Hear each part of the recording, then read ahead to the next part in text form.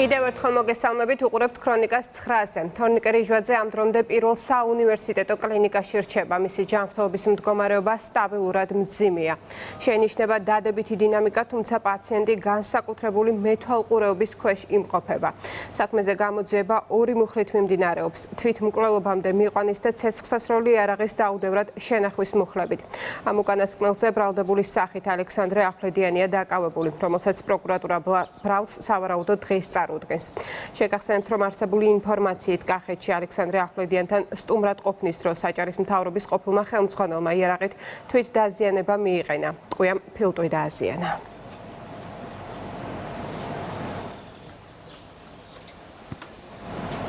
თბილისის საქალაქო სასამართლომ ბიზნესმენ გიორგი რამიშვილს 70,000-იანი გირაო შეუფარდა და დარბაზიდან გაათავისუფლა.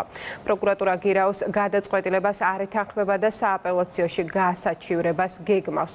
როგორც რამიშვილმა სასამართლოს ხდომაზე განაცხადა, მოხდა შეცდომა, რომელსაც ნანობს. მისივე თქმით, ეს არ იყო გამიზნული. საქმეზე წინა სასამართლოს ხდომა 20 აგვისტოს 15 საათზე დაინიშნა. ცნობისთვის Silk Road ჯგუფისა და Silknet-ის დამფუძნებელს გიორგი რამიშვილს გამოძიება ცეცხლსასროლი იარაღის მართლსაწინააღმდეგო ტარებას ედავება. სასამართლომ გაიზიარა ბრალდების მხარის პოზიცია იმ კუთხით, რომ არსებობდა აღკვეცის ღონისძიების გამოყენების საფუძვლები, თუმცა ბრალდებულის მიმართ აღკვეცის ღონისძიების სახით გამოიყენა გირაო, აღნიშნულ გადაწყვეტილებას რა თქმა უნდა ბრალდების მხარე არ ეთანხმება და გაასაჩივრებს კანონით დადგენილი წესით. წარმოდგენილი ბრალდებული არ გახდათ ნასამართლები, მას წარსულში არ ქონია კონფლიქტი კანონთან, ის აღიარებდა დანაშაულს, რომელიც მოხდა მოცემულ შემთხვევაში, არ გადაუმალია, არ გაუნადგურებია მტკიცებულებები. ბრალდებულმა იცის, რომ ის თუ მიიმალება, ის თუ არ დაემორჩილება კანონს, მისი სამართლებრივი მდგომარეობა დამძიმდება. პროკურატურამ განსაკუთრებით დიდი ოდენობით ნარკოტიკული საშუალების უკანონო შეძენის შენახვისა და წინასწარი შეთანხმებით ჯგუფის მიერ უკანონო რეალიზაციის მომზადების ფაქტებზე უცხო ქვეყნის ორ მოქალაქეს ბრალდება წარუდგინა. შინაგან საქმეთა სამინისტროს მიერ ჩატარებული გამოძიებით დადგინდა, რომ უცხო ქვეყნის მოქალაქემ უკანონოდ შეიძინა და ინახავდა განსაკუთრებით დიდი ოდენობით კოკაინის შემცველ ნარკოტიკულ საშუალებას.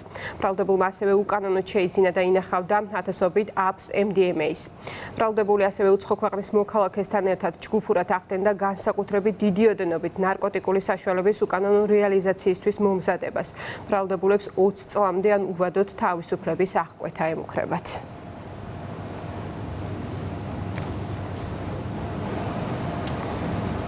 რვა ოპოზიციური პოლიტიკური პარტია და არც ერთი ახალი მიზანი, მორიგი ერთობლივი განცხადებით მათ კვლავ ბოიკოტზე ისაუბრეს. ქართული ოცნების წევრები ამბობენ, რომ მათი ოპონენტების სურვილი არჩევნების ჩაშლა, დემაგოგია და უცხოელი დამკვეთების ახალი დავალებების შესრულებაა. კიდევ ერთხელ ვაცხადებთ, რომ ვაღიარეთ მხოლოდ ახალ თავისუფალ საპარლამენტო არჩევნებს და უარს ვამბობთ თვითმმართველობის არჩევნებად წოდებულ რუსულ სპეცოპერაციაში მონაწილეობას. არავითარი თვითმმართველობის არჩევნები ბოიკოტი ყველა იმ ოპოზიციურ პარტიას, რომლებიც გადაწყვეტენ, რომ შევიდნენ და მიიღონ მონაწილეობა დადგმულ ფარში. წინააღმდეგობარის ერთადერთი რეცეპტი ეს პარტიები უკვე ჩამოყალიბდნენ სექტად, გაუგებარი მიზნებით და მავნებლური იდეოლოგიით ამ ქვეყანას სამწუხაროდ ყავს რამდენიმე ასეული და შესაძლოა რამდენიმე 1000 ადამიანი, რომელიც მზად არის, რომ საკუთარი სიგიჟეებით ავნოს თავის ქვეყანას. ევროპარლამენტში საქართველოს შესახებ მორიგ ანგარიშზე დებატები დღეს გაიმართება. რასთა იუკნიმეჩიანეს მიერ მომზადებულ ანგარიშში ერთ-ერთი მთავარი მოთხოვნა ახალი არჩევნებია. რეზოლუციაში ასევე საუბარია მიხეილ სააკაშვილის გათავისუფლების მოთხოვნის შესახებაც. ანგარიში მმართველი გუნდისთვის არასერიოზულია. მათი განცხადებით ოპოზიციის მხარდამჭერი ევრობიოკრატია აცდენილია დემოკრატიულ და ევროპულ ღირებულებებს. მტკიცედ იმეორებს მოთხოვნას ყოფილი პრეზიდენტის მიხეილ სააკაშვილის ჰუმანიტარულ საფუძველზე დაუყოვნებლივ გათავისუფლებასთან დაკავშირებით, რათა მან შეძლო საჭირო სამედიცინო მკურნალობის მიღება საზღვარგარეთ.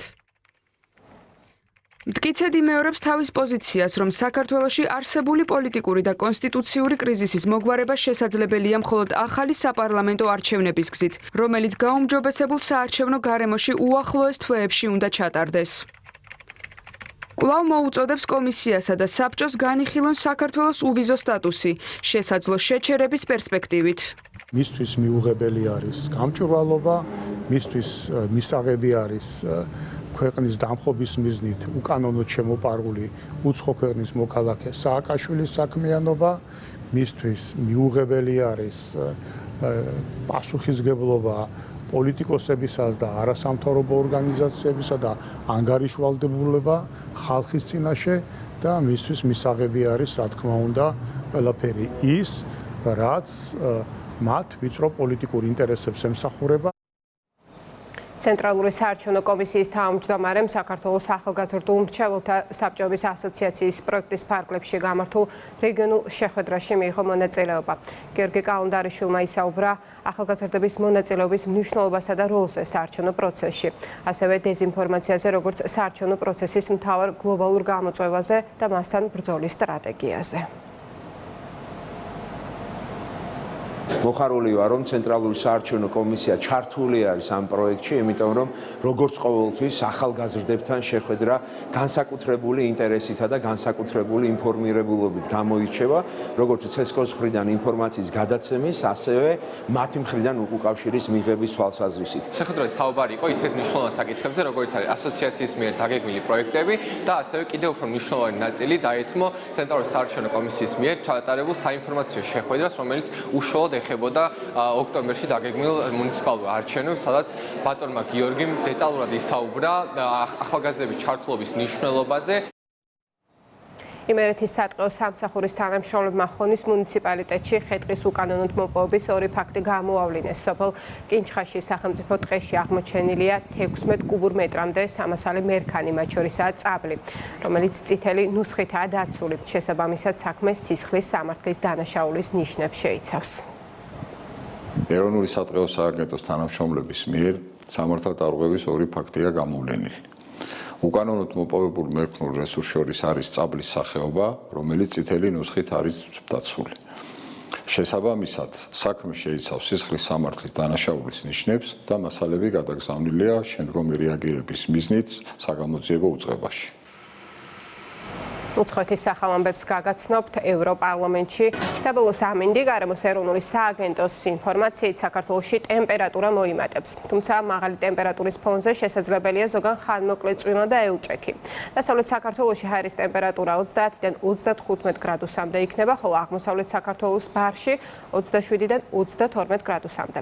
რაც შეეხება დედაქალაქს, დღეს და ხვალ ტემპერატურა 32 გრადუსამდე აიწევს.